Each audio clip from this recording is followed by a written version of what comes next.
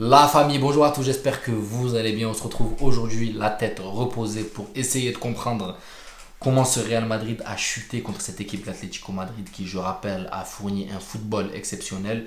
Mais ce n'est pas le cas de notre Real Madrid. Et je pense que ça ne s'arrête pas au match de l'Atlético, les frères. Je pense que c'est beaucoup plus profond. On peut retourner un peu plus en arrière. Maintenant, je vais dire ce que je pense, que je me suis reposé, que j'ai un peu fait descendre les émotions, que j'ai plus la haine.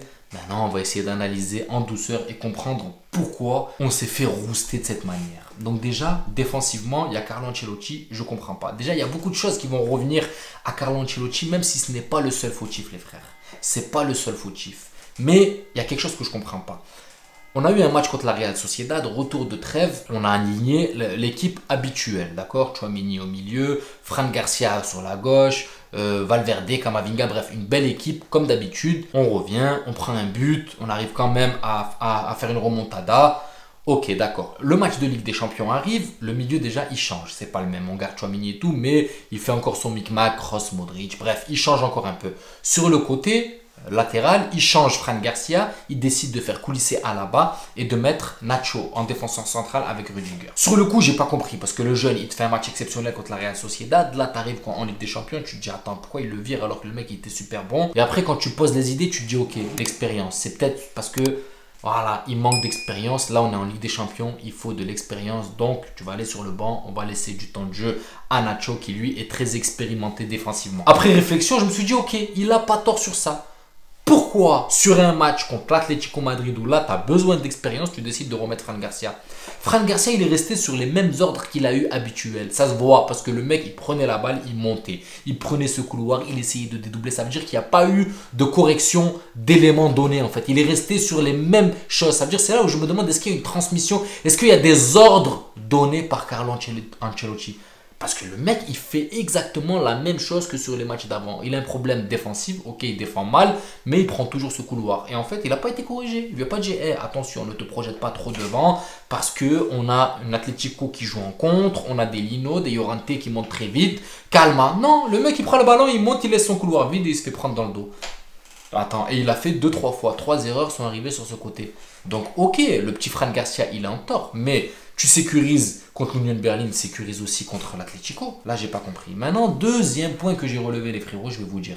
Moi, je pense que notre point fort est en train de devenir notre faiblesse. Et je vais vous dire pourquoi, les frères.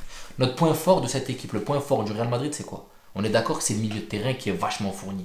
Kroos, Modric, Bellingham, Valverde, Camavinga, Tchouaméni, Ceballos. On a un milieu de terrain fourni. Un milieu de terrain avec un vivier de psychopathes.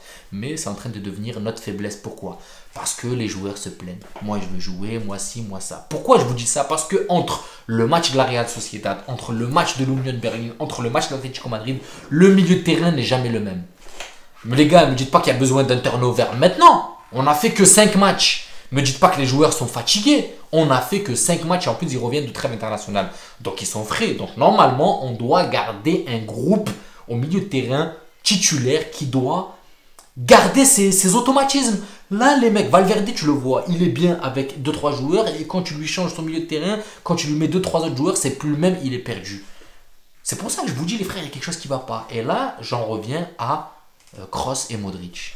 Kroos et Modric, je les aime de tout cœur. Mais pour moi, il faut qu'ils commencent à mettre dans leur tête que là, il y a une relève qui arrive, qui a faim et il va falloir commencer à laisser du temps de jeu. Tu ne peux pas pleurer parce que tu ne joues pas ou parce qu'on te donne que 30 ou 40 minutes, c'est ce que tu vas manger là. Ça y est, vous voyez le vivier qu'il y a derrière, vous voyez ce qui est en train de monter, les Tchouaméni, les Camavinga. Hier, Camavinga, il fait un match exceptionnel.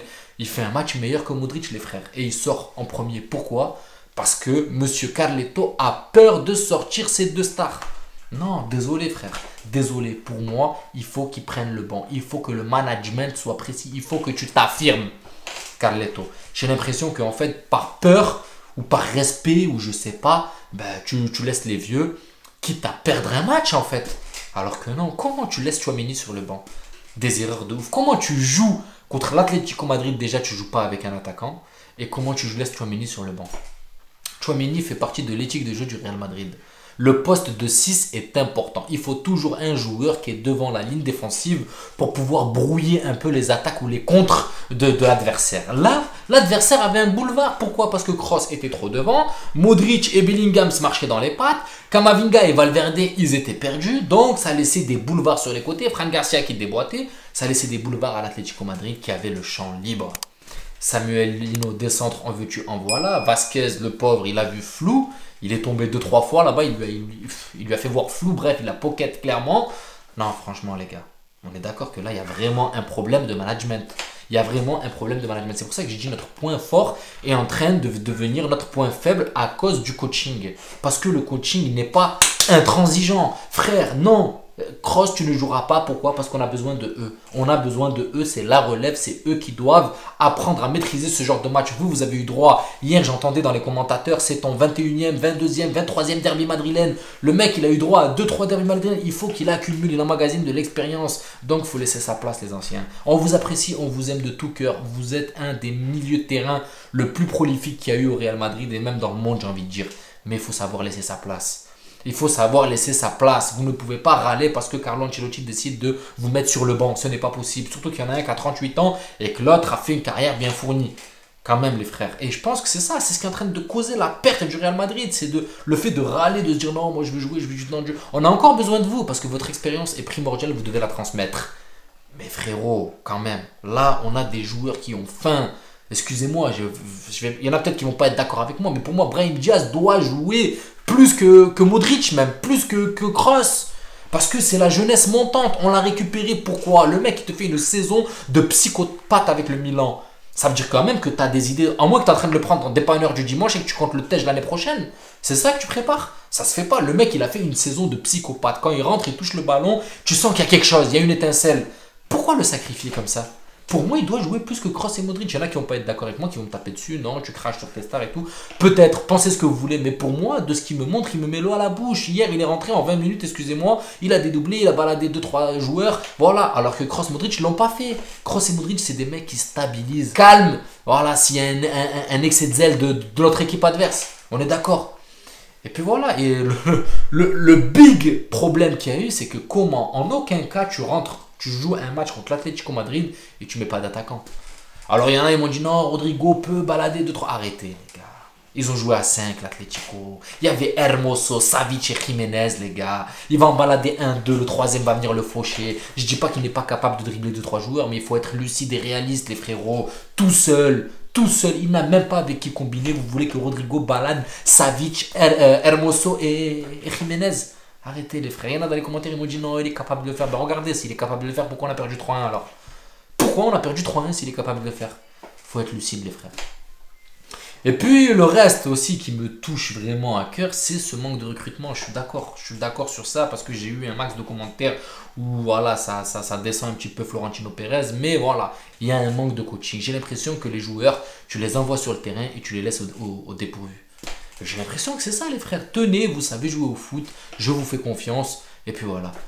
Ça peut pas suffire. Pour moi, c'est dépassé ce style de coaching. Là, pour moi, les mecs, il faut clairement des ordres, des éléments pour chacun. Il faut des éléments pour chacun. J'ai l'impression qu'il n'y a pas ça. On a la balle, on fait 3000 passes qui n'aboutissent à rien. Il n'y a aucun fond de jeu. Quand je voyais l'Atlético en face, j'étais jaloux. J'étais jaloux, les gars. Ils avaient un fond de jeu, ils avaient une cohérence, ils avaient une tactique. Attention à ce que notre force ne devient pas notre faiblesse. Et je parle bien sûr de ce milieu de terrain qui est... Voilà, c'est un vivier, mais ça peut vite devenir une très très grosse faiblesse. Donc voilà la famille, c'est mon point de vue. Dites-moi vous ce que vous en pensez. Est-ce que vous êtes d'accord avec moi ou pas dans les commentaires? Ou est-ce que pour vous le problème est bien plus profond? Pour moi, je pense qu'on a une équipe qui peut faire quelque chose. Bien coachée, elle peut faire quelque chose. Malgré qu'il y a des manques. Il manque un neuf, je suis d'accord. Il manque des latéraux, je suis d'accord. Mais on a quand même les gars une très très belle équipe. Il y a de quoi faire. Pour moi, l'erreur, elle part quand même du coaching. Donc voilà la famille, j'espère que cette vidéo vous plaira. N'hésitez pas à vous abonner, à liker, ça donnera beaucoup de force à la chaîne. Et je vous dis à la prochaine vidéo. Ciao la famille.